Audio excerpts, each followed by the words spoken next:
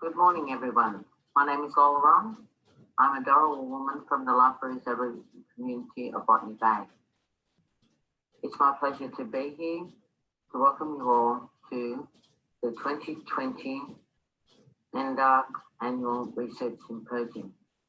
I'd like to say a special welcome to our overseas guests. Welcome to country is our modern interpretation of seeking and receiving permission to visit areas beyond our traditional lands. It is a ceremony recognising the cultural and spiritual connection to country. It allows us to pay respect to our elders, past and present, and reaffirm an ongoing relationship to the land. It also allows us to reflect on our history and build a vision for a prosperous and reconciled future. Aboriginal people have cared for the land and waters throughout our country in a sustainable framework for the purpose of food and water and resources, and have a close connection to our environment. On behalf of the Lapurus Local Aboriginal Land Council, my ancestors and people, I welcome you all here today and hope you have a great day and enjoy your symposium. Thank you and welcome.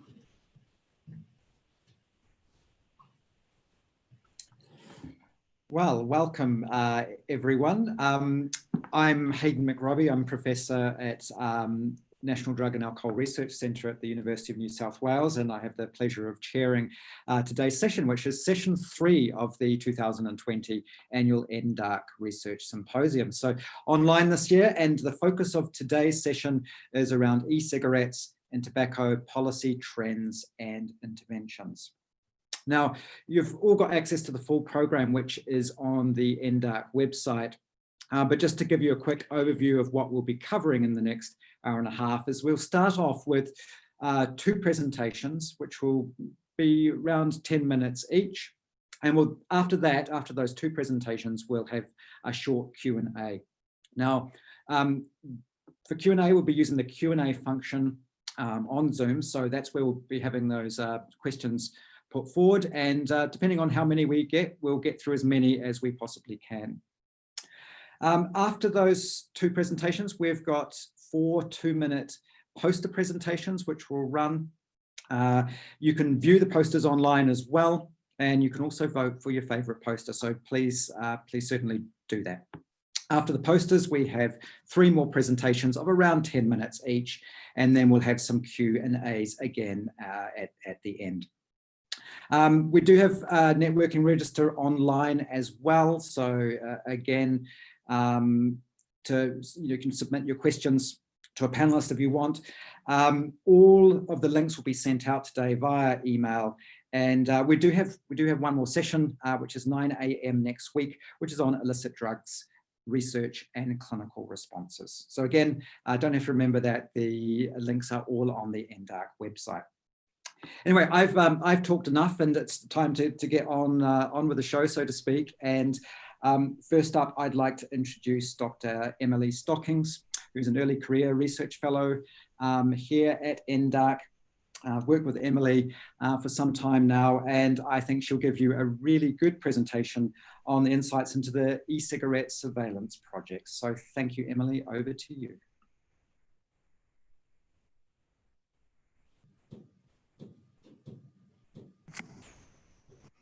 Thanks for that, Hayden. I think we might shift over to Jacob to present Anne McNeil first before me. But thanks for putting Anne, Professor.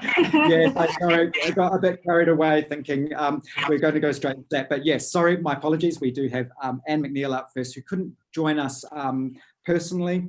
And I think you can all appreciate it's late in the evening in the UK. So we've got Anne pre-recorded for you to look at, and then we'll move to Emily straight after that.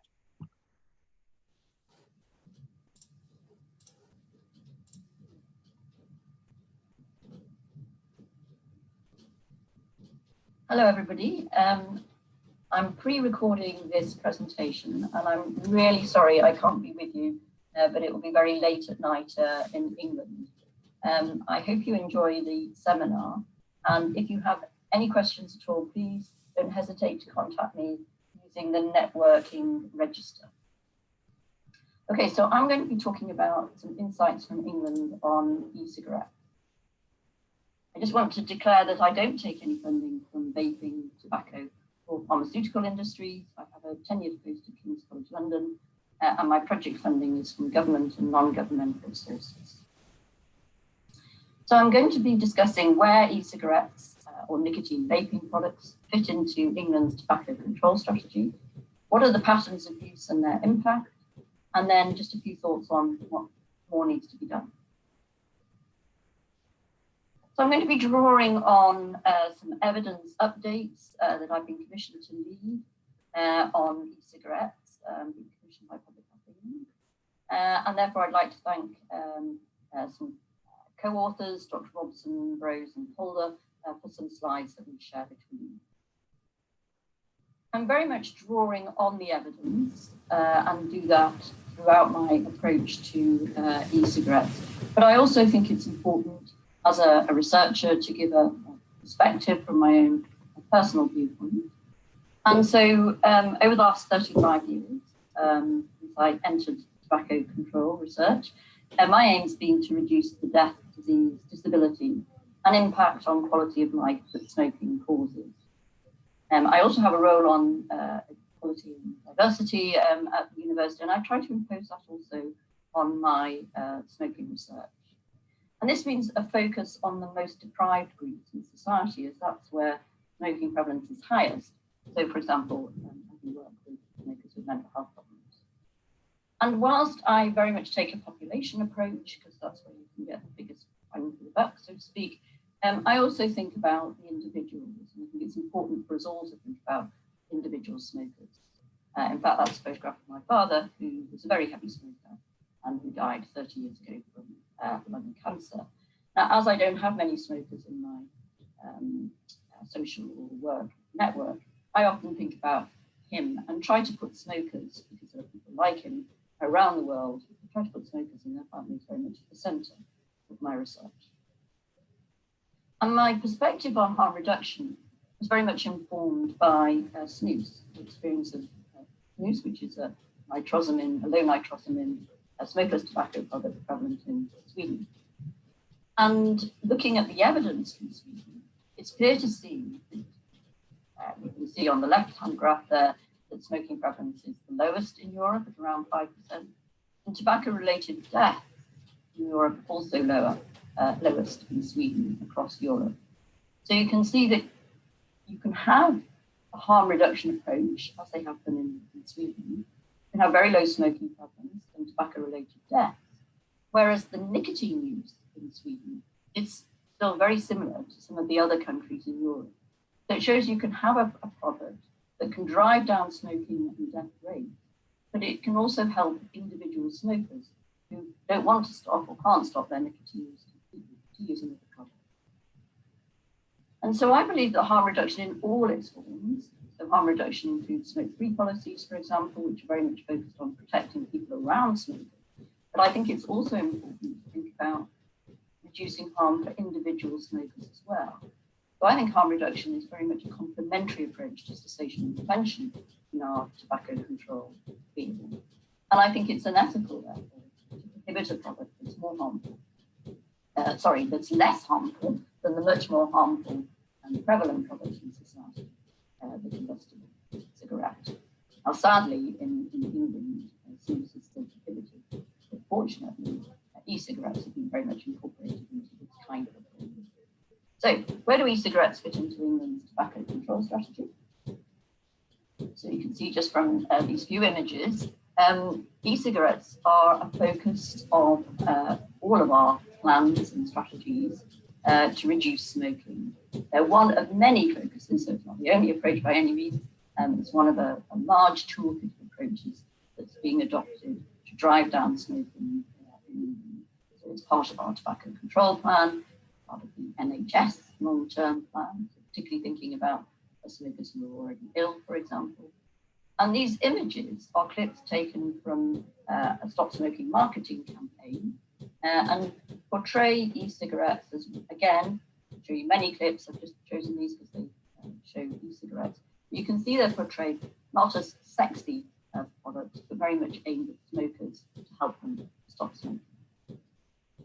And our most recent document was a green paper, a consultation document, which set out an ambition to go completely smoke-free by 2030. And it included an ultimatum for the industry to make smoked tobacco obsolete by 2030, with smokers quitting or moving to reduced-risk products like e-cigarettes. So you can see that e-cigarettes are therefore seen as part of an array of approaches to help us to meet our 2030 smoke-free goal. So in relation to regulations, what the government is trying to do is to maximize regulations on the most dangerous product, cigarettes, whilst optimizing the regulations on e-cigarettes, so that you can ensure their quality, reduce harmfulness as much as possible, but they need to be made more attractive and accessible than tobacco cigarettes. So how are we doing in relation to that? Well, in terms of maximizing tobacco regulations, as you can see from this table here, the United Kingdom tops the tobacco control scale, which is the number of interventions that countries are implementing across Europe. And I think we're quite similar to Australia in this respect. But those of you who've got good eyesight can see at the top that we've only got 80 marks out of 100. So we've still got a way to go before we are really maximising the regulations on combustibles. In relation to e-cigarettes, now the next slide I'm about to show you is a very busy slide, but the purpose of this slide is really to demonstrate that we're not a laissez-faire, unfettered market for e-cigarettes, but actually we have a large number of regulations on them. And this has been put into English law, translated from the European Union Tobacco Products Directive. So you don't need to read the whole slide. The link at the bottom gives you the website where to go, where you can get all these details. But products are regulated by our Medicines and Healthcare Products Regulatory Agency, so the same agency that regulates medicines. There are minimum standards for safety, quality, nicotine strength, size of containers, toxicological data that's required, packaging regulations, marketing regulations. There's a database, so any product, before it can be put on the market, has to be notified to the MHRA and put on a database, which is consumer-facing, so people can check the product that they're using is on the database. And there's a yellow card system, as it is for other medicines, for reporting side effects and safety concerns. There's an age of sale. Now, the MHRA also provides a route to license a prescription product for vaping, but there isn't yet a product available. Non-nicotine vaping products are regulated by the General Public Safety. So we're a regulated market for e-cigarettes, and actually, second to prohibition, I think we've probably got one of the tightest regulatory frameworks worldwide. And what those regulations are aiming to do are maximising uptake by smokers who are struggling to stop, whereas minimising uptake by youth, particularly never smokers. So how are we doing in relation to that balancing act? Let's look at patterns of use and impact. So I wanted to put the patterns of use in historical context. So you can see here smoking prevalence has been reducing actually since the 1940s. So the red line is all adults. But you can see from this graph that it isn't always a straight decline in periods where it's been flattering. So it very much depends what else is going on in the environment, and particularly what regulations are in place. And in fact, in the mid-1970s, I think we're about 5 to 10% higher smoking prevalence than we were in Australia, which is something perhaps you want to consider when you're comparing our smoking prevalence today. So this graph takes you to 2010. The next graph I show you is going to be from 2010 onwards, which is when vaping became available. And these are using data from the Smoking Toolkit study, which is carried out by our colleagues in University College London. So the red line is smoking prevalence, and you can see that's been continuing to decline over the last 10 years. At the time when e-cigarettes came on the market, you can see they've been increasing and then very much plateauing over the last 4 or 5 years. Now, of course, it would be naive just to compare these and come to conclusions. So we have to do sophisticated analyses on these, which I'll come on to some of those in a minute.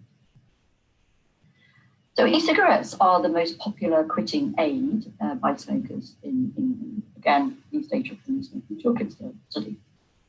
The most popular means of quitting, unfortunately, is still cold turkey, but e-cigarettes are the most popular support mechanism over the others.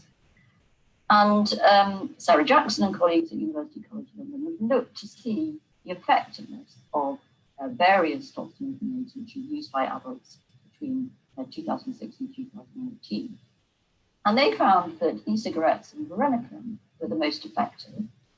Prescription NRT was also effective, but less so. And then the other techniques used didn't increase the chances of quitting. However, as e-cigarettes are much more popular among smokers trying to quit smoking compared with varenicline, they helped many more smokers to quit.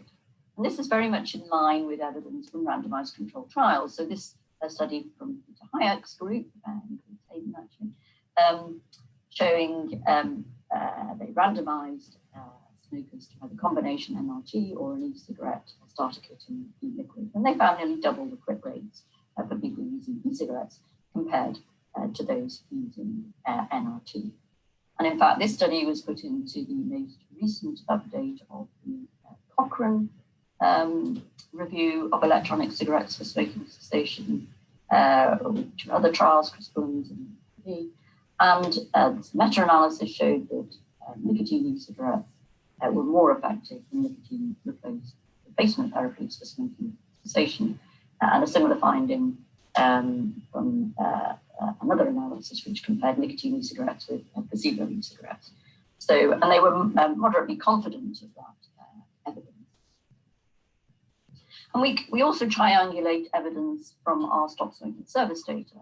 So these brownie bars here are those quit attempts which involved an e-cigarette. And you can see that there is at least as effective as the quit attempts which involved other quitting aids. Now, these are observational data, they're not controlled, but at least they're all pointing in a similar direction that e-cigarettes are helping smokers to stop. And then if you look at the sort of trends over time, these data are from our annual ASH surveys, which include e-cigarettes. And you can see here that the dotted grey line has been going down, and that's the use of e-cigarettes by smokers, whereas the use of e-cigarettes by ex-smokers has been going up.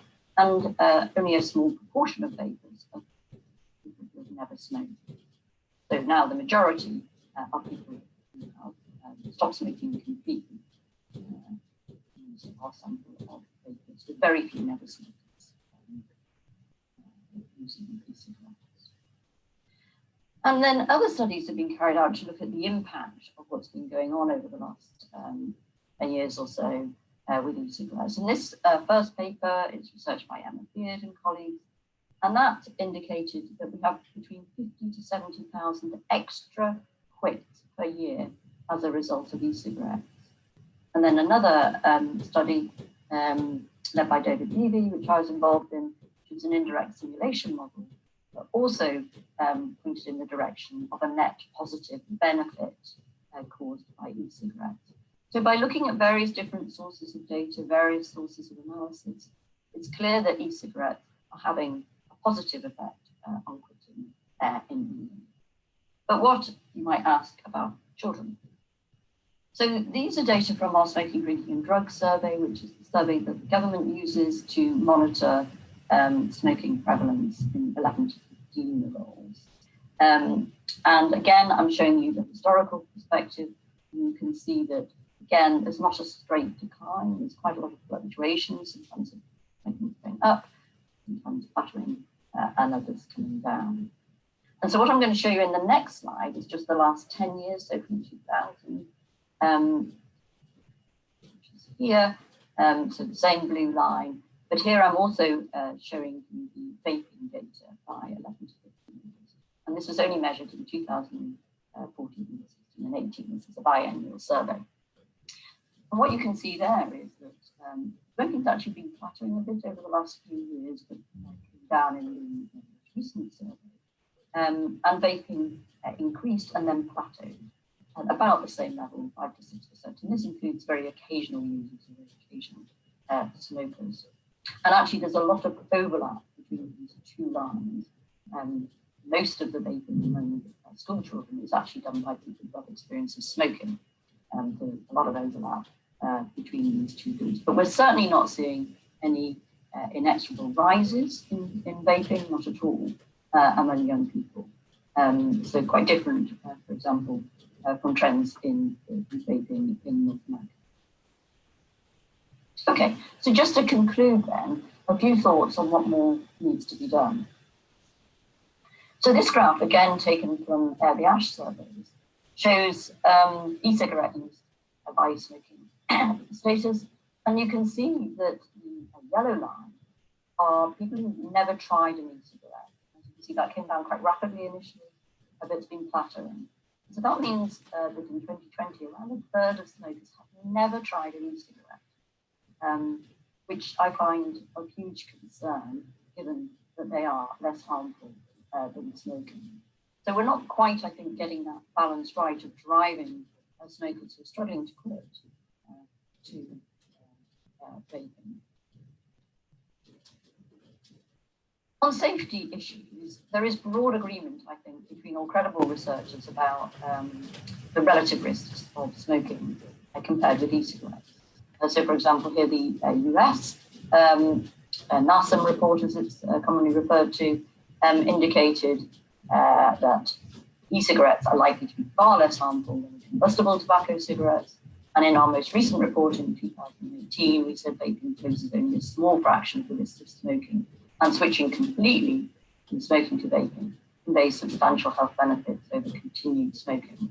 And there's good biomarker studies now which illustrate those benefits when people switch completely. The problem is that a lot of our smokers are confused. A lot of the population are confused about the relative risks. So this graph, again, from Smoking Toolkit survey data, shows the harm perceptions of current smokers who are not currently using e-cigarettes, or people that we think could benefit from using them. And the green line is the correct answer, which is less harmful. And as you can see, if anything, that's been going down over recent years, but it's certainly a minority view, more popular view being that they're equally harmful. So less than 30% of these smokers are getting the answer right. E-cigarettes are less harmful than smoking. So that is of concern from a harm reduction perspective. And it's not helped by headlines such as these in popular media. So I think it's incumbent upon us as researchers to ensure that we communicate our findings of our research as accurately as possible, and put in the wider context of how uniquely dangerous tobacco smoking is. Coming back to that perspective of looking at it from our individual smokers.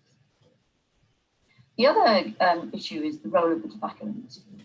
And my own view here is that I would rather a tobacco company be producing a considerably less harmful product than continuing to manufacture and promote combustible tobacco cigarettes.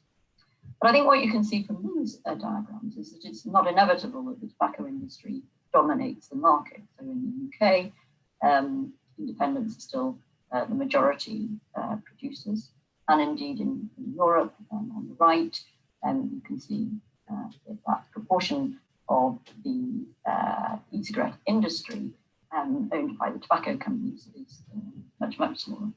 In the US, it's a slightly different picture.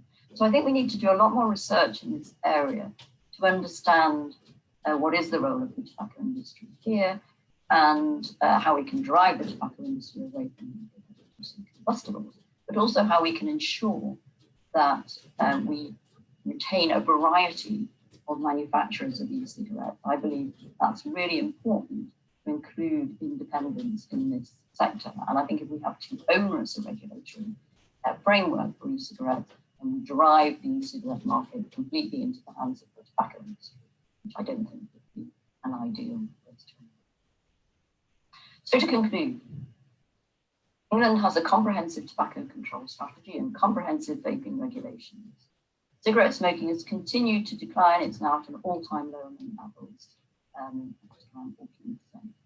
Smoking's been plateauing a bit more recently in school children, and whereas vaping initially increased in both adults and youth, it's now plateauing in both youth and adults. So we're seeing no youth epidemic.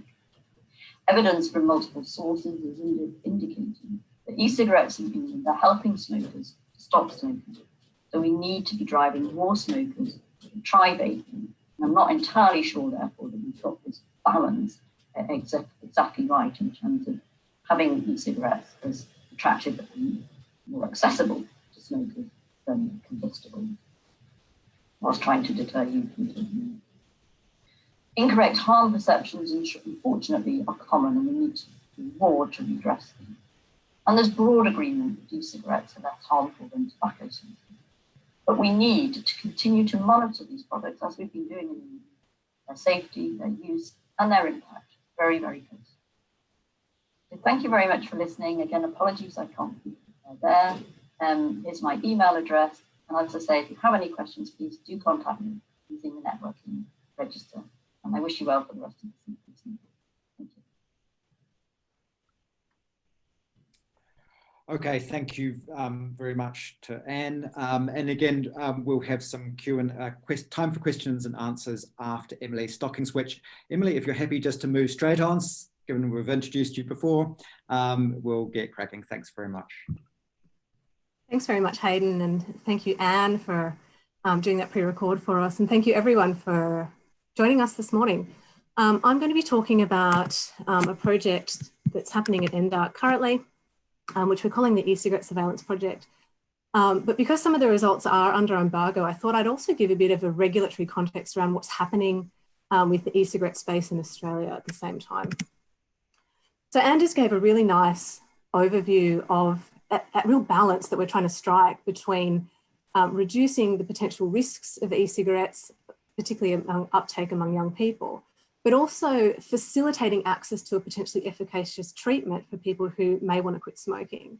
So in Australia, when we think about how we regulate e-cigarettes, we really have to strike that balance, you know, reducing access to people for whom there may be harms. And there is some emerging evidence, we don't have much of a timeline because they've not been around for that long, of potential harms for e-cigarettes, particularly among young people, but also really good emerging evidence that these devices may be an effective cessation method. So how do we balance that?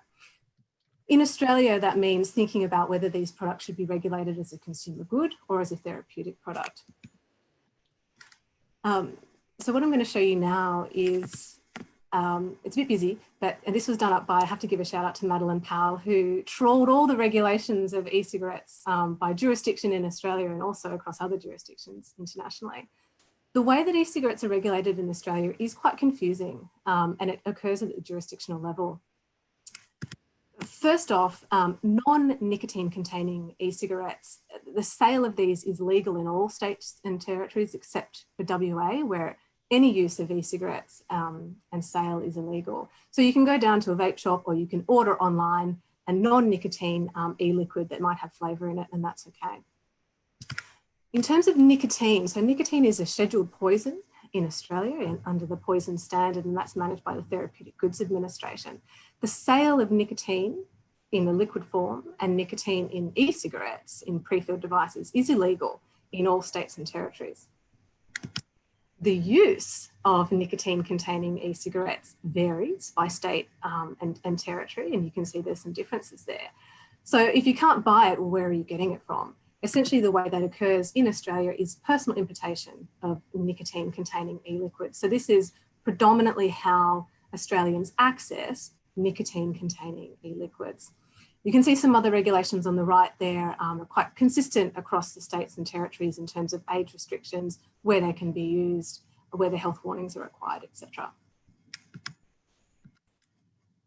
Here is a really lovely graph that I like. I didn't do this. This was done by Max Pedersen, who's working on our project. It overlays media reports of e-cigarette news articles with some key regulatory decisions and activities that have occurred internationally and domestically here. So you may have heard of EVALI or e-cigarette or vaping product-related associated lung injury. In around August, September of 2019, there was this outbreak of acute lung injuries that occurred in the US, which were found to be associated with young people, or with, people of all ages who are using e-cigarettes. So really acute respiratory harms, which resulted in a not insubstantial number of deaths. In Australia, this really triggered a response to think about how do we regulate these products? How do we protect people from harm? Throughout 2020, there have been a number of different regulatory decisions, and you can see the spikes in the media activity are really aligning to things that have been occurring in the regulatory space. So on the 19th of June this year, the Federal Health Minister, Greg Hunt, announced a ban on the importation of liquid nicotine. And as I mentioned, this is the primary source that people are accessing their liquid nicotine in Australia. That ban was due to come in on the 1st of July, 2020, so very short turnaround. And it sent vaping communities and people into a bit of a tailspin because their access essentially would be blocked. That ban was subsequently delayed a week later with the view that it would come in on the 1st of January in 2021 to give a bit of more time to work out how it actually would be acted upon and how logistically it would work. In September, the TGA announced an interim decision to make nicotine liquid prescription only. So in order to legally access and use nicotine-containing e-cigarettes, you would have to have a doctor's prescription to do so. That was to amend the poison standard to make it prescription only. That was open to public consultation. It actually just closed on the 12th of November, and a decision around that is expected in mid-December. So we're still in the process of waiting to see what happens. In the meantime, the proposed import ban, which was going to come in on the 1st of January in 2021, was deferred indefinitely with view to wait until this consultative process was completed. And just recently, on the 13th of November, last Friday, I believe, and Hayden was involved in this, there was a Senate Select Committee on Tobacco Harm Reduction, which also discussed how e-cigarettes should be regulated in Australia and really striking that balance between potential harms among young people, but enabling access to a potentially effective treatment for cessation. So this is sort of where we're sitting in the regulatory space in Australia. Just really briefly, the TGA, this is under public consultation at the moment and under consideration. The TGA are considering what they're calling a prescription-based model for access to liquid nicotine, whereby someone who wants to use a nicotine-containing e-liquid would consult with the doctor, access a script, and either physically go to a pharmacy or a supplier of e-cigarettes, and the details of this are yet to be determined. And then they can receive their nicotine-containing e-liquid, or they can order their e-cigarette nicotine online, and then that will be imported.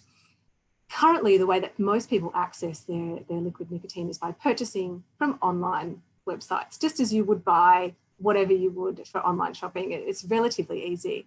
And for Australian consumers, most of that supply comes from New Zealand. So what we were asked to do in consultation with the Department of Health was to essentially set up a surveillance system that would collect all information on use, trends, harms in e-cigarettes, what people are talking about, what are the discussions that are happening on social media, and also to see if we can try and monitor or have some surveillance around that online purchasing model. So we developed a proposal where we had 4 components: a surveillance component, an epidemiology component, and a component where we looked at the current public views and responses to vaping and social media, and a component where we tried to the best of our ability, assess the industry market activity. So firstly, for the surveillance component, this was essentially compiling a list of sources where e-cigarette use is collected at the national and subnational level. So this included consultation with data custodians within NDARC and further afield to identify if they had any measurement of e-cigarette use and to compile that data. And just a big thanks to all the data custodians who provided access to their data for this project. We also collected data on harms, and this predominantly came from the National Poisons Information Centres. So these are telephone-based support services that receive calls from people who are concerned around potential poisonings, with e-cigarettes, that one of the main concerns around harms is poisoning from nicotine-containing e-liquid. So nicotine is a poison. It can be toxic, it can be fatal.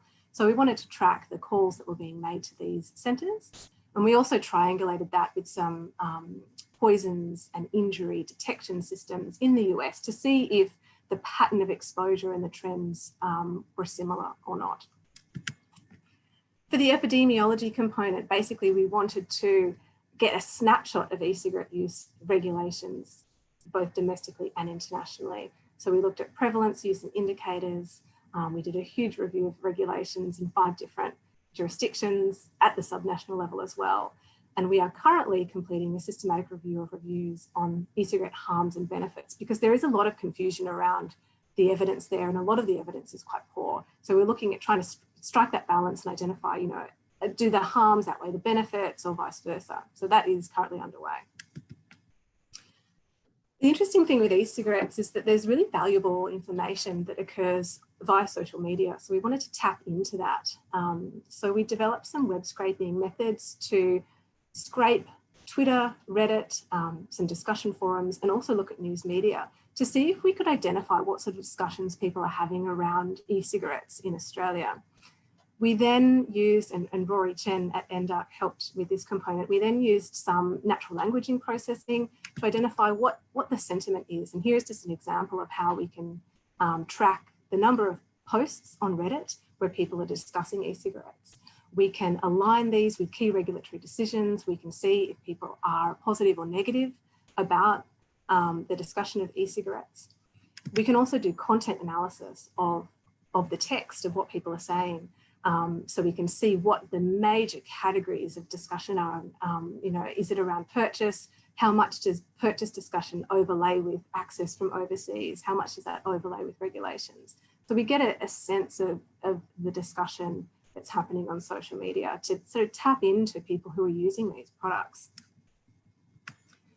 And finally, with the industry market activity, we also use web scraping tools to identify major online retailers, so where people are accessing their liquid nicotine in Australia, and used this to identify product listings and categorize them. So we were able to identify online and retail outlets to get a sense of the size of the market. We could analyse site content and messaging. So there are quite strict regulations around how e-cigarettes can be promoted in terms of a smoking cessation tool. So we could see what these websites are saying around whether they should be used for quitting or not. We were able to categorise products across different websites and show what is being sold. You know, what are the main things that people are buying? Is it the e-juice, the e-liquid? Is it devices, is it accessories? And shout out here to Max Pedersen, who headed this component as an absolute gun at scraping online retailers. We also could characterise a retail journey. So how are people accessing cigarettes? How are they buying them? What messages are they seeing when they're going through that retail journey and that click-through process? We could also look at price, discounting, promotional activities, including messaging on social media to see if people are being targeted, you know, if young people in particular are being targeted. We can also look at changes in listings over time and align these to key to key regulatory events. We can also use tools such as revenue estimation using the data that we scrape as well. So it's a really fascinating component of work that we will continue beyond the end of this year. Reviews are also a really important source of information. So if someone buys a product and then they leave a review of that product, we can actually do a textual analysis of that to see if people say, oh, it helped me quit, or I got throat burn from this. So this is another useful bit of information that we can't access via other sources. So just to finish up, essentially what we're doing here is triangulating and advising. So bringing all these bits and pieces together, you know, looking at e-cigarette trends, indicators of harms, indicators of benefits, what is the sentiment, what's happening in the news space, what's happening in terms of market activity, and hoping to advise the Department of Health with their decisions. And essentially, we're at this stage of watch this space. So the outcomes of the public consultation in regards to making nicotine prescription only have closed, and the process is due in mid-December. I'll leave it there, but just huge acknowledgements to the CI team and the individuals who worked on this project. Thank you. Brilliant. Thank you very much, Emily. We've got I'll get some time for some questions and answers now. Again, if you can use the Q&A function to ask the questions, and I see that we've got one here already. Notice that South Australia was missing from the state and territory overview slide for regulatory content. Is there a reason for this, or did I just miss it? It could have been, it shouldn't be a reason that South Australia is missing. We've not cut you off just yet, just because of your COVID situation. No, that is probably just an omission. Apologies for that. We can send through a corrected slide to you if that's helpful. That's brilliant, thank you. And just a question from Ingrid Johnson. What are your thoughts on the number and types of flavours available? Yeah, that's a really good question. There are so many flavours available. And I was working with Max on this, who basically, there are so many flavours, it is almost impossible to categorise them. And when you think about flavours, I guess one of the main concerns is that the flavours are being used to be attractive to young people, that there's lots of dessert flavours. I think when we look at assessments of what people say in terms of their preferred flavours, it tends to be the sweeter ones, so fruit, candy and dessert. Some people prefer tobacco, and menthol is also very popular. Interestingly, I'm not sure if other people in the audience here watched the Senate Select Committee on Tobacco Harm Reduction, but towards the end of the day, they spoke to a few people who are, fully grown adults, mature long-term smokers who are using e-cigarettes to quit. And they said that the flavour was really important, and experimenting with different flavours was really important in their quit journey.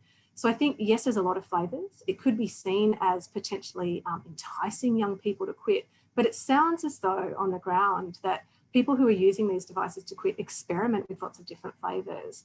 And that's an important part of using these devices as cessation tools. So it's a really important question. And we are currently working on ways to categorise flavours, because they just grow by the second, basically. Okay, thank you. Emily, I'm just going to ask you one more question, and a couple of others we'll just save to the end. But a question from Jody Moller. Have you performed a search for the term stealth vaping during your website scrape? Really good question again. So stealth vaping are devices where these are typically used among young people, and especially in schools. So a stealth device is a device where you can vape and essentially hide it. So you can hide it in a hoodie, or you can hide it in your phone. You can put it up your sleeve and you can surreptitiously vape. We were aware of this and we were across it. We didn't actually find that much. In terms of the standard online retailers that didn't come up, they're mostly the pod, mod and tank devices and the cigalikes. But what we are currently doing, and we're still working on, is looking at YouTube and going to pull some data there to see if maybe there's instructional or how-to videos in developing stealth devices. But through the sources that we searched and scraped currently, we didn't find heaps around stealth. But it's a really good point and something that we are going to try and be across as well. That's great. Thank you, Emily. And if you wouldn't mind, maybe during the poster bits and other presentations, you might want to sneak in a few typed answers to those. Michelle, you've got a couple of questions there. Your first one I'm going to save to the end, if that's okay. So shout out if for some reason I forget, which is typical these days. But now, if that's okay, we'll move straight on to the featured poster presentations.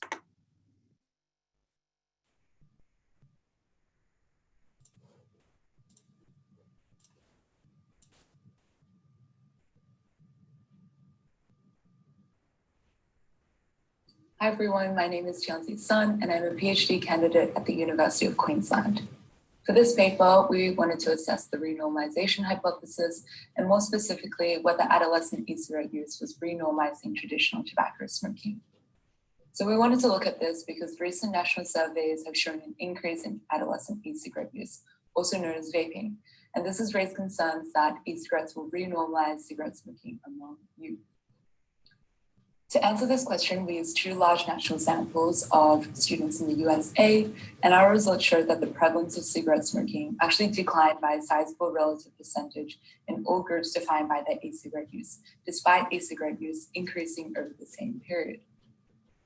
More specifically, we found that among adolescents who vape frequently, frequent smoking actually decreased by a relative change of 65% in the NYTS, which we can see here, and 58% in the MTF.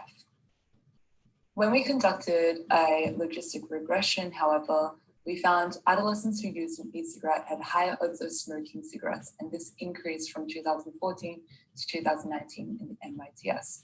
So some may interpret these increasing odds ratios as evidence that e-cigarettes are a gateway or renormalize cigarette smoking. However, our study highlights that conclusions based on large odds ratios can be misleading when cigarette smoking is actually decreasing over time. So these increasing odds of smoking among e-cigarette users are not due to an increase in e-cigarette use. Rather, they reflect the declining smoking prevalence. So in conclusion, the present evidence is more consistent with the displacement hypothesis than the renormalization one. So implications, well, the rapid increase of e-cigarette use is definitely a public health concern, but regulatory frameworks that treat vaping as equivalent to cigarette smoking may in turn contribute to renormalization. Thank you for your attention.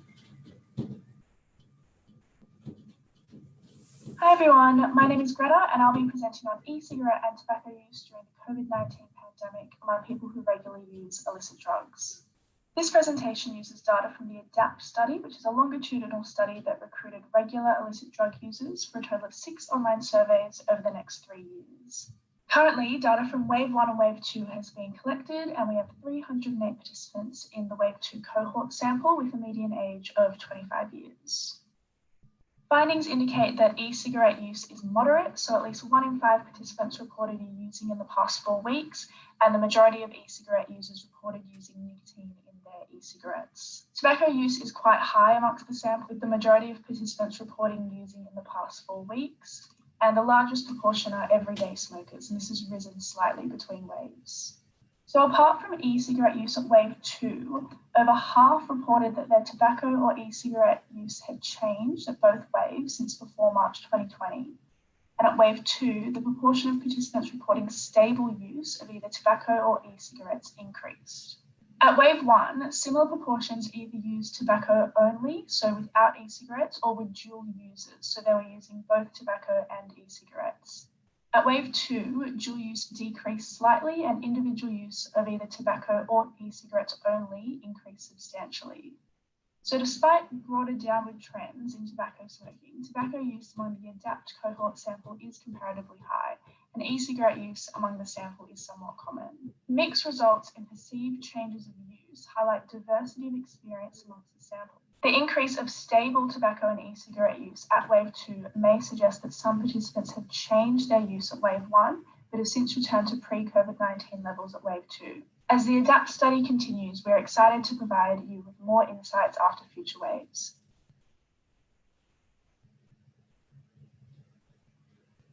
Hello everyone, my name is Saki. I'm a second-year PhD student at NDARC.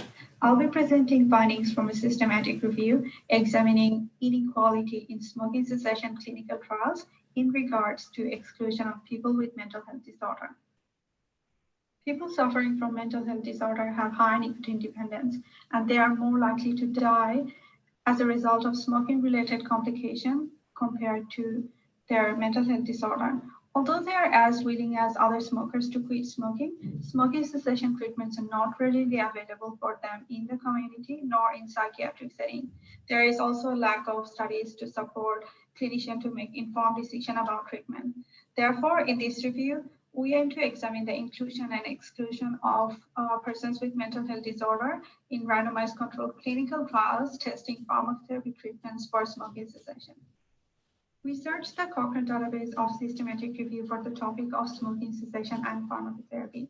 From 13 selected reviews, we included 268 randomized controlled trials in our review. Out of the 268 included studies, 190 studies mentioned mental health disorder in their selection criteria. 38 studies explicitly excluded, 107 conditionally excluded, and 123 studies did not provide enough information to conclude whether people with mental health disorder were included or excluded from their trial. Severe mental illness was found to be the most common reason of psychiatric exclusion, followed by antidepressants use. These findings highlight that a significant number of people are missing out on treatment. Greater access to clinical trial participation needs to be facilitated to reduce social gradients in smoking rate. We recommend that every reasonable effort be made to include smokers with mental health disorder in trials testing pharmacotherapy intervention for smoking cessation. Thank you. My name is Daniel Stepanovic. I'm a research fellow at the University of Queensland, and I'll be discussing a study that we recently completed evaluating the effectiveness of e-cigarettes in smoking cessation. Despite decades of public health efforts to increase smoking quit rates, smoking continues to be a significant source of health burden. Existing nicotine replacement therapies, such as patches and gum, are effective, but adoption remains low. Nicotine-containing electronic cigarettes, which have recently entered the market, have gained increasing popularity and may present a novel avenue to increase smoking cessation. The purpose of the present study was therefore to test the effectiveness of e-cigarettes in promoting smoking cessation and to contrast them against existing NRTs. To achieve this, we conducted 2 systematic searches to identify RCTs of e-cigarettes and RCTs of NRTs that tested their effectiveness in smoking cessation. These were then entered into a network meta-analysis to test nicotine e-cigarettes against NRTs, nicotine e-cigarettes against controls, and NRTs against controls. The key finding from this analysis was that e-cigarettes were significantly more likely to result in abstention from smoking than control conditions, and importantly, e-cigarettes were also more likely to result in abstention from smoking than existing NRTs. These results are consistent with observational studies and suggest that e-cigarettes may be a powerful tool to increase rates of smoking cessation. Unfortunately, most of the included studies were of moderate or high risk of bias, were short, and were likely to be pilot studies, indicating that further work needs to be of higher quality and longer duration. Thank you.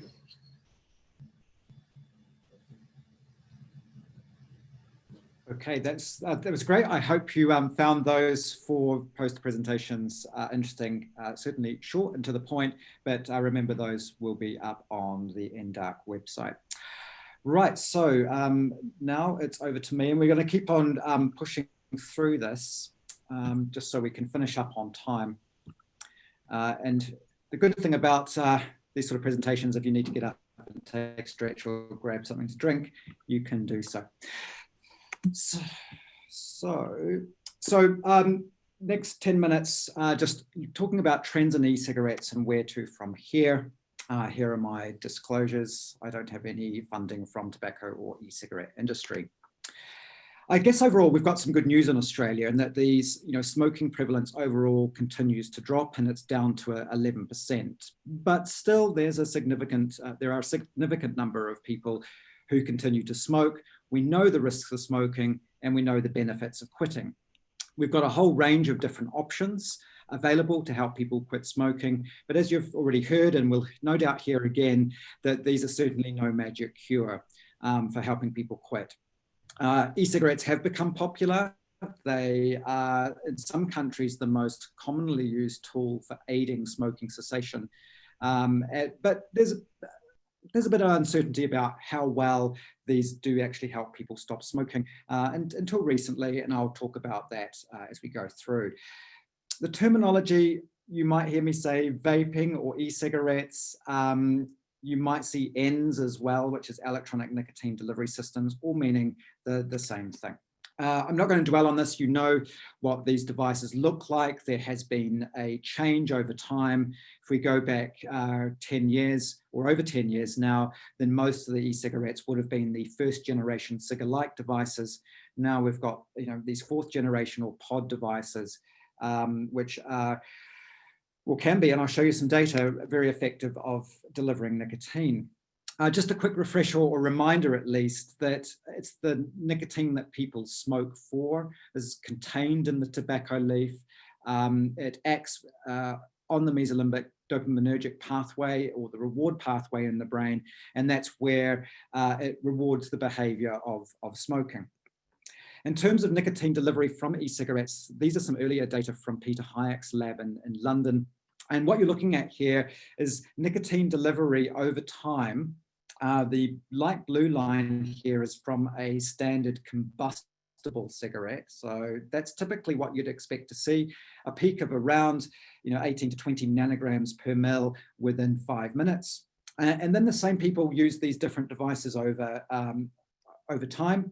There was some washout between using the devices, but you can see here overall, the pattern of nicotine delivery from these devices is more similar to smoking than it is to nicotine replacement therapy. So if you remember with nicotine chewing gum, if you take 4 milligram gum, you might expect a peak plasma concentration to occur around about 20 minutes after starting use. Now, better delivery, of course, is better if you're trying to help someone stop smoking, but on the other hand, on the downside, perhaps, it's also likely to have greater dependence-producing effects. Some more recent data, this time again from Peter Hayek, but looking at nicotine delivery from Juul. I'm sure you've all heard about Juul from the US, where it's become very popular. Juul uses a high concentration of nicotine. It's a low power device. So typically these devices have a higher concentration of nicotine than the devices that you'd fill. But here you're looking at nicotine delivery over time in the cigarette, in the solid line versus Juul in the dotted line. Very, very similar nicotine delivery. So again, might be good as a smoking cessation device, but you can see why you'd want to keep it out of the hands of never smokers. So some controversy, of course, you've all heard about this. I just want to take you through some of the findings from the National Drug Strategy Household Survey. These are online, and so I'm not going to dwell on them too much.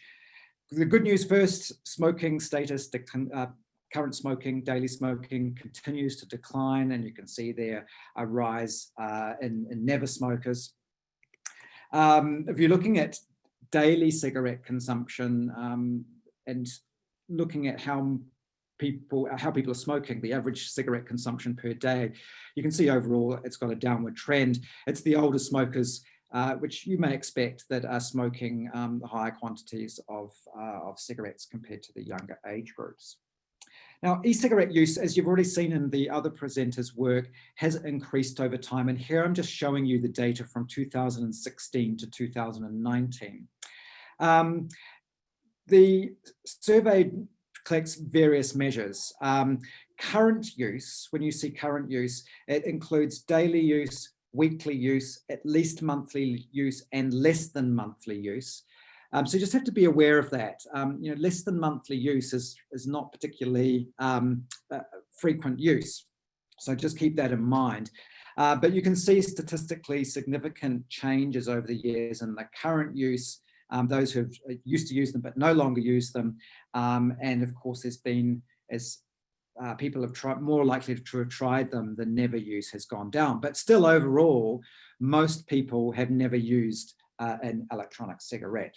And this is just showing this here, but this time, looking at frequency a little bit more closely in between the years. And you can see that there have been significant increases in e-cigarette use in daily smokers, in daily e-cigarette use among smokers, daily e-cigarette use among ex-smokers. Daily use among never smokers has not changed. So that's, I think, a good sign that we're not seeing this uptake, at least in daily use, in never smokers. At least monthly has increased among smokers and ex-smokers, but again, no significant change here among never smokers. So again, this is very similar to what we've seen in the UK and New Zealand and even in the US. Most of the increase in use, especially daily use, is occurring among smokers.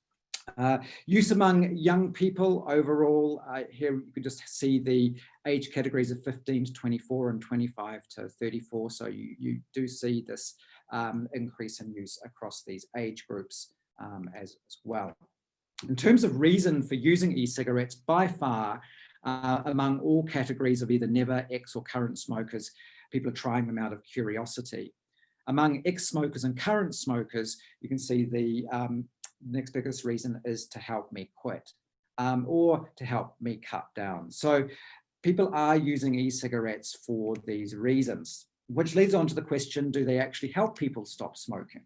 Well, I'll show you these data from the recent updated Cochrane review. This was published on the 13th of October, so just last month. This includes evidence up to January 2020. The search includes randomized controlled trials and cohort studies. As you know, randomized controlled trials give us the most reliable evidence in terms of treatment effects. In this update, we were able to include 50 studies, and they either compared e-cigarettes with NRT or varenicline or nicotine-free devices or behavioral support or nothing at all. Now, what's new about this Cochrane review, it's a living review, and so we're going to be running monthly searches from December, so from next month, and updating the evidence as it emerges. Now, just the headline results here, because this is freely available in Australia, you can go online and read this yourself. But for every 100 people that tried to stop smoking using nicotine-containing e-cigarettes, 10 would stop smoking for at least 6 months. Compare that for every 100 people that tried NRT or non-nicotine e-cigarettes, it was 6 people that would stop smoking long-term, and compared that to people using just behavioral support or no support at all, you could expect that 4 would stop smoking for at least 6 months. I think that the key message here is that e-cigarettes can help people stop smoking, but they're not a magic cure. I'm sure you'll agree that still you've got a lot of people that are relapsing. So the evidence has strengthened. It's still not, it certainly could be stronger. And how we've worded this in the Cochrane review is that e-cigarettes or ENDS products probably work better than NRT and nicotine-free e-cigarettes. They may work better than no support or behavioural support alone. That evidence was a little less certain. And they may not be associated with any serious unwanted side effects. So in the Cochrane review, we did look at side effects. The limitations here, though, are, of course, that we don't have long-term data yet. Now, these findings were similar to other systematic reviews, and you've heard that poster presentation as well, which goes in a similar direction. So nicotine-containing e-cigarettes versus non-nicotine e-cigarettes are more effective at aiding long-term abstinence, and e-cigarettes versus NRT and or counselling, as it was combined in this study, showed a similar pattern. Anne McNeil talked about this. This is something that my patients often ask me, but are they safe? I try and avoid using the word safe and try and talk about relative harm. So I say not 100% safe, but certainly less harmful than smoking. Anne's presented this. Of course, relative harm, you've got to look at where you're coming from. So people who smoke, who quit, of course, and switch to vaping, are reducing their harm, not to zero, but certainly less harmful than smoking. If you're a never smoker who becomes a regular vapor, then there's likely to be some increase in harm. Exactly what that is, we just don't know. So to conclude, if you're confronted with these questions and people ask you, can they help people stop smoking? I think you can say, yes, they can help some people stop smoking, but that's certainly not a silver bullet or magic cure. I think there are likely to be some adverse health effects associated with long-term vaping. And so I think the concern that many people express is warranted, but I think we need to keep in mind that use in people who smoke, and if it helps them stop smoking completely, then there are some benefits to be gained. I think, though, to perhaps help mitigate some of those risks or unknown risks of long-term vaping, for those smokers that switch to vaping and stop smoking completely, we can encourage them, once they're safe, feeling like they're not going to go back to smoking, to stop vaping as well. And I'll finish there, and I'll introduce our next speaker, and we'll take some questions at the end. So next up, we have Dr. Ryan Courtney, who's a senior lecturer at NDARC, and I have the pleasure of working very closely with Ryan on a number of clinical trials. And Ryan's going to give an update of our NDARC smoking cessation trials. Thanks, Ryan. Over to you.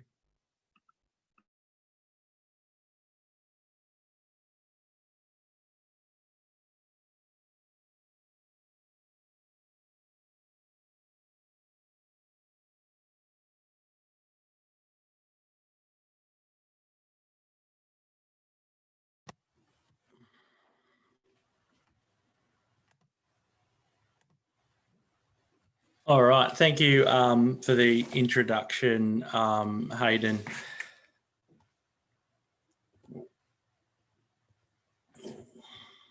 2 seconds, sorry. Okay.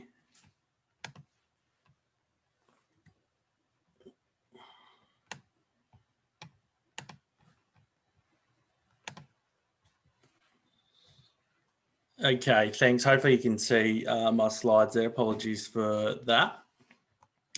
So today I'll be talking by and large about the trials that we are currently undertaking at NDARC, and I'll provide a brief overview of those and an update. Predominantly I'll be focusing on the cytosine versus varenicline trial that we've recently nearly completed. So at the moment, related to the global disease burden and cost of tobacco use, it's a leading cause of preventable death, approximately 8 million deaths per annum. And the projections are that 8 million deaths per annum by 2030. Australia still has a high prevalence of tobacco use, approximately 3 million current smokers. And the social costs of smoking are quite astronomical, around $31 billion. Whilst we have one of the lowest smoking rates globally, we do need to continue our incremental and assertive public health strategies to further reduce smoking rates, and nicotine treatment, in particular, trying to support people to stop smoking is a key part of tobacco control universally.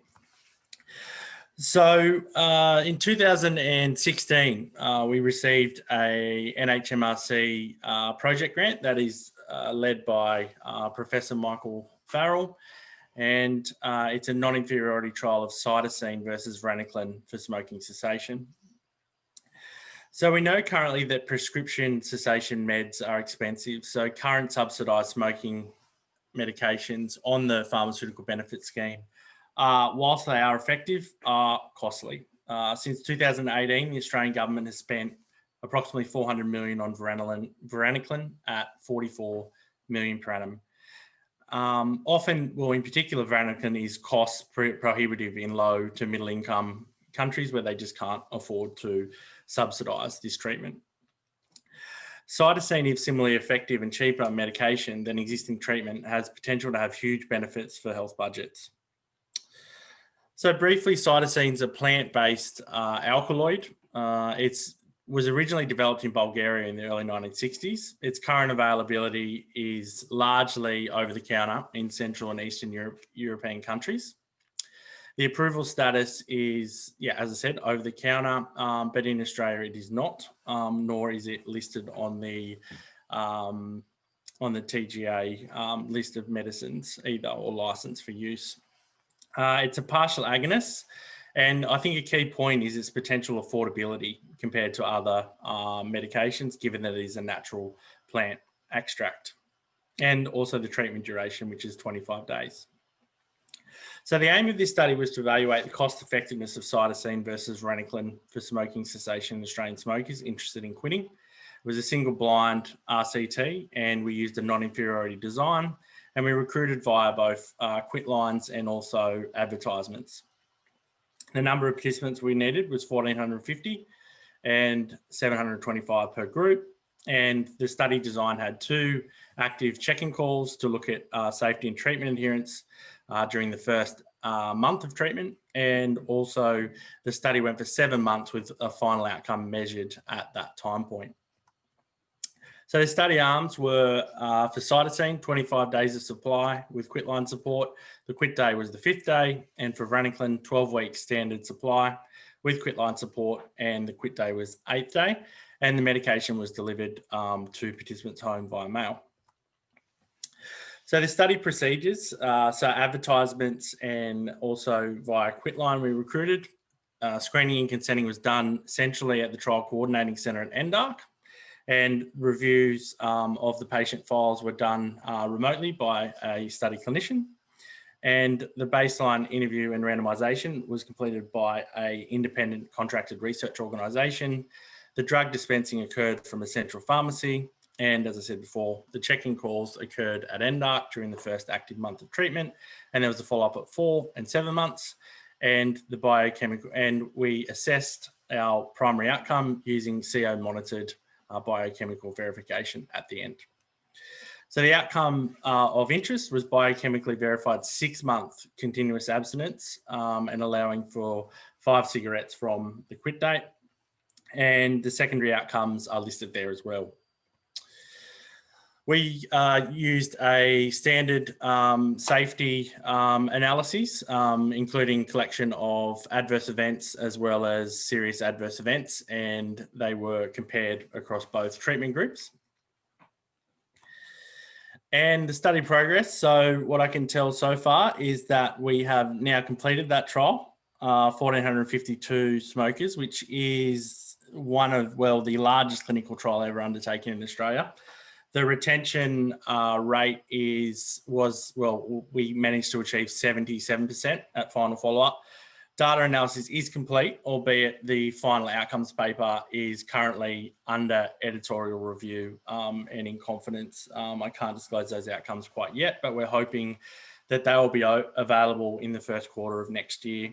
The next steps is obviously, publication, fingers crossed, and a rapid course through that process. Related to the next NHMRC funded clinical trials that are occurring currently at NDARC. So we have a vaping trial versus nicotine replacement therapy that will recruit 1,058 low income smokers. And this is currently being led by, as study coordinator, Rochelle Bruti, with myself as PI. And we're up to final stages of study setup, and the protocol has been approved, and we're looking to go for a commencement date of early in January 2020. We also have a tailored text messaging versus quitline RCT as well that is occurring. This is being led by, as study coordinator, Carl Owen, and also we have myself as the PI on that. The finalising of the protocol and ethics submission will occur in the first quarter of 2020, and we're hoping to commence by mid-2020. For that study, we need over 1,400 smokers as well. So that's it for me. So back to you, Hayden, and thanks everyone for listening. Thanks very much, Ryan. Okay, we'll move swiftly on to our last speaker, Veronica Boland, who's a postdoctoral research fellow and a long-term researcher, I think, in this area, who is going to give our final presentation on e-cigarette use among young people in Australia. Thanks, Veronica. Yep, thanks Hayden for the introduction, and thanks Ryan for that quick overview of the trials at NDARC. So today I'll be focusing my presentation on preliminary findings from the Australian Parental Supply of Alcohol study, and I will refer to that as the APSALS study. So I just want to acknowledge the APSALS team and our funder, the National Health and Medical Research Council of Australia. And I would also like to confirm that there are no conflicts of interest for the current study. So I will start with a brief background that echoes a little bit of what other presenters have spoken about this morning. So Australia is a world leader in adopting strict tobacco control policies, with such policies often focused on getting smokers to quit. Smokers often start smoking during their teens, which is why it is important to monitor smoking uptake among young people. The aim is to produce a generation of never smokers, which is one cause for concern when we consider the introduction of e-cigarettes. So e-cigarettes, as we've heard, they're relatively new compared to cigarettes, and they are marketed as a less harmful alternative to smoking cigarettes. There is public health concern that e-cigarettes may function to undermine the tobacco control gains that Australia has made over the last 2 decades. So currently there is mixed evidence around e-cigarette use leading to tobacco smoking amongst young people, which is why prospective longitudinal studies are important. So this brings me to the APSILS study. And so as you can see, APSILS has been running for around a decade. It is a large youth cohort with just under 2,000 participants, and they were recruited from Australian states, and the sample when they were recruited at baseline were around 13 years of age. So each year, participants complete an annual survey with an expected study completion date to be the end of 2021. So in 2015, the team received funding from the NHMRC to add questions to the survey to track youth uptake and trajectories of use for e-cigarettes and a little bit on tobacco smoking. The types of questions that were added to the survey included ever and current use, frequency of use, and peer perceptions of e-cigarettes and tobacco. So the aim of this presentation is to describe just the preliminary findings of the most recent survey. So that's Wave 10 respondents around their use of e-cigarettes. So Wave 10 data collection commenced in July 2019, and it is still ongoing. So when we look at the pre-COVID returns, there were around 296 surveys returned, and post-COVID, there's been about 1,161 surveys returned. So that's a total of 1,457. So we're looking at around a 76% retention rate. And respondents who completed Wave 9 and Wave 10 as of October 2020 are included in analyses today. And so that's for a sample of 1,155. So participant characteristics are Wave 10. So the average age of participants was close to 22 years of age. Around half were female and 53% were either in full-time study or in apprenticeships. Only around 2% of the sample were classified as unemployed. So when we look at e-cigarette use for this wave of participants, we can see that 21% reported any use of e-cigarettes in the past 12 months, with close to 60% reporting only trying them once or twice. Of those who reported use in the past 12 months, only 5% reported daily use. And this means around 1% of the total sample use cigarettes daily. So that's quite low. And among daily users, around 86% had been using daily for less than 12 months. So when we look at this figure, it contains past 12-month use from all respondents. So that's from Wave 5 to Wave 10. And when we look at e-cigarette use only, it remained relatively stable from Wave 5 to Wave 10. When we look at cigarette use only, it increased from Wave 5 through to Wave 8 and then stabilized thereafter. And when we look at dual users, so that's people who smoke cigarettes and also use e-cigarettes. Dual use was higher than e-cigarette use only in Waves 5 and 6, but from Wave 7 onwards, it remained lower than cigarette use only. So of those who reported using e-cigarettes in the past 12 months, and this includes current smokers, most were former or current tobacco smokers, with around 50% being current smokers. Only 8.6% of past 12-month e-cigarette users reported being never smokers. And of those reporting dual use, close to 81% reported that they had smoked cigarettes first. So just to recap on what I've just presented. So the overall rates of vaping in the most recent wave in APSILS are very low, and daily e-cigarette use is extremely low, with only around 1% of the sample reporting daily vaping. Of those who reported both e-cigarette and smoking, the majority started smoking first. And I'll just say, like, this is a potential limitation of the study. So the APSIL sample is quite an advantaged sample, more so than the general population, and it is not clear how the results compare to the general population. So yeah, that's a quick summary of the APSIL study, and in the future, we hope to be publishing more about trajectories of use over time. So thank you very much. Brilliant. Thank you, Veronica. And I invite all the panelists now just to switch on again. We've got a little bit of time for some questions and answers. So some of them have been answered as we've gone through, but I just wanted to touch on a few of them. And I just want to go back to one that was at the very beginning, which has disappeared, but I think it was from Michelle Tull.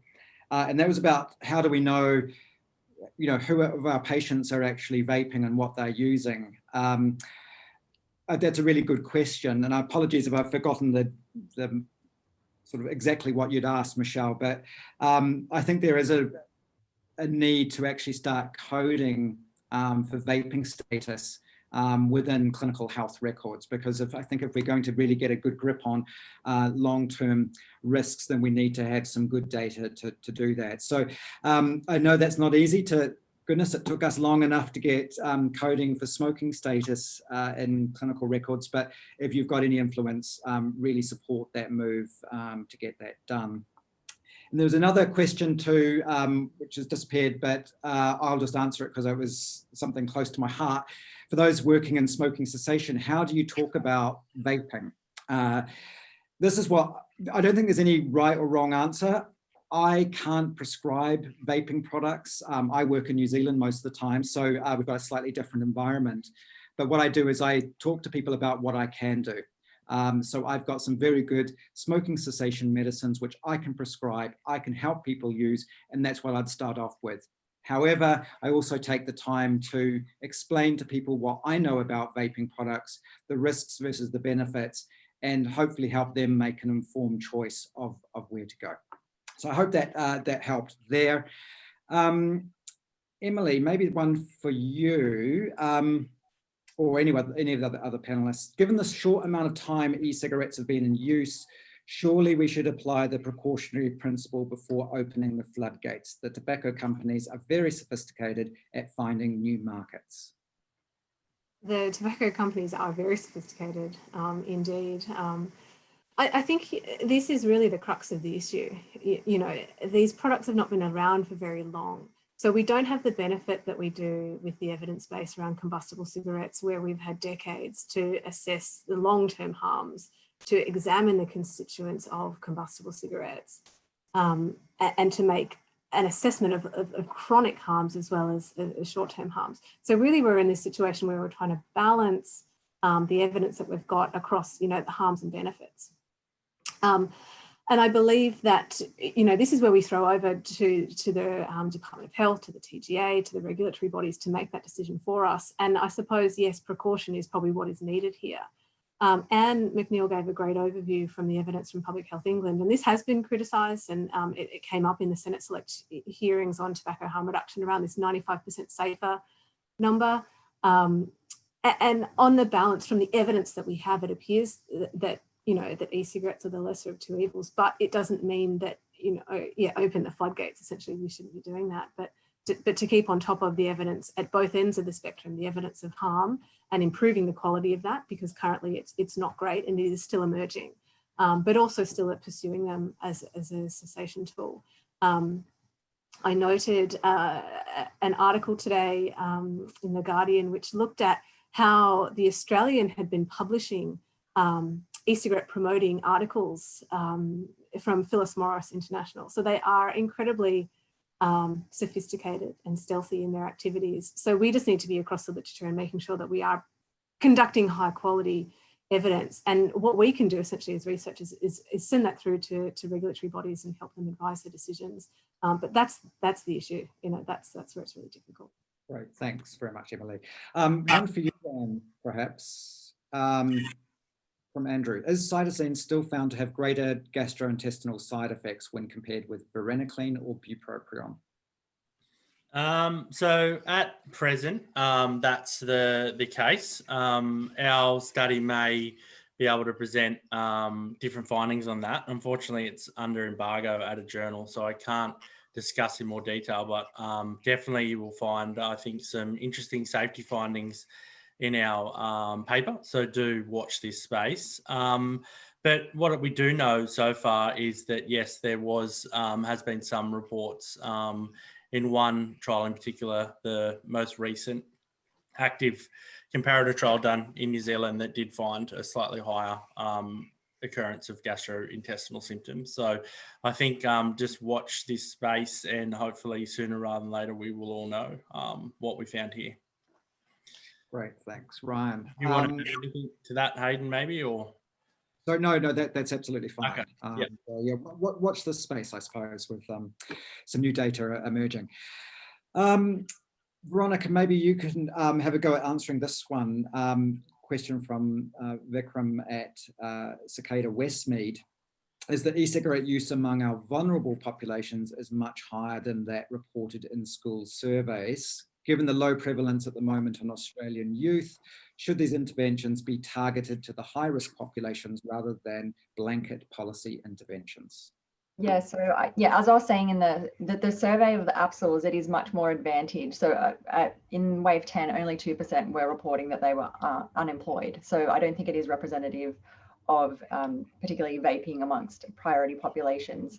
But so far, I guess if we're considering priority populations where that's the greatest risk for smoking and the greatest burden of smoking complications, I would say that, you know, vaping does present a potential cessation strategy and tool that seems to be more acceptable for this population group. And current treatments aren't really serving the priority populations as we would like. So there is scope. And I guess the trial that Ryan was talking about, the VNP randomized control trial, that will be focusing vaping within disadvantaged smokers in New South Wales. So that the findings from that study will be really important for informing policy and praxis. Great, thank you. This one, open it up to any of the panel. One of the frustrations e-cigarette users feel regarding the current Australian discussion is that we aren't being engaged with. Does NDARC engage e-cigarette users in the design or planning of studies, i.e. consumer engagement? Yep. So the answer to that is yes, we do. And I think reassuringly too, at a wider level, I think for all consumers and advocates as well, that the NHMRC and similar funding bodies now, in particular the Cancer Council, are really now saying to researchers that if you want to get funding, you need to make sure you have community representation. So across the board now, if anyone is feeling a little disenfranchised, and I know that in particular there is a very vocal vaping community, I think that you will see pushes, I hope, that NHMRC and like-minded bodies do really take that seriously and make sure that the community is heard related to what proposals are developed, how they're developed, and also looking at the feasibility of implementation and make sure that some of these crucial issues are really addressed, the type of devices that are used, making sure flavouring are used, and making sure as much as possible it reflects the pragmatic world that our community lives in. So, yeah. Thanks, Ryan. And I guess this is one of these challenges in research, and perhaps some of the mistakes that we've made in the past of choosing a completely inappropriate device, maybe something that someone doesn't use or doesn't like using. So look, we've not been good as researchers in the past, but we are trying to do better in terms of engaging with key stakeholders, so smokers and vapers. Okay, one last question left on my board, so we might as well just answer this one. And I don't know the answer to it either, but is there, or are there many data on the proportion of people who use e-cigarettes to quit smoking who are then able to quit e-cigarettes? Emily, did you find anything in your searching? We didn't, Hayden, and this is a really good question. I'm not sure, to be honest. It's something that we can look into a little bit more detail because we didn't target it specifically. But from reports and just sort of hearing anecdotal evidence, people tend to, from what I have heard anyway, stay on e-cigarettes for a relatively long time, even if it means that they're not using nicotine-containing e-liquids, but they switch to nicotine-free so that they retain that hand-to-mouth action, which, you know, the behavioural component is really important. But I think that's really sort of the next step, you know, seeing if we can, you know, drop down from conventional to e-cigarettes and then to nothing. But yeah, great question. I'm really not sure. And maybe again, future research needs to address some of these things. Well, with that, I'm afraid we've reached the end of this symposium. So I'll close out first by saying thank you to all the panelists. Thanks for your presentation and your time. It's been great. And I see the boss too has sent in a thanks there as well. So thanks, Michael, very much. And thanks to the audience, and particularly for the questions. For those that didn't have their questions answered, we'll try our best to cover those off offline. But please do go back to the NDARC website. Everything's going to be there, including the recordings from today. And don't forget about the symposium number 4, session number 4, next Thursday. Check it out and sign up. So with that, thank you very, very much.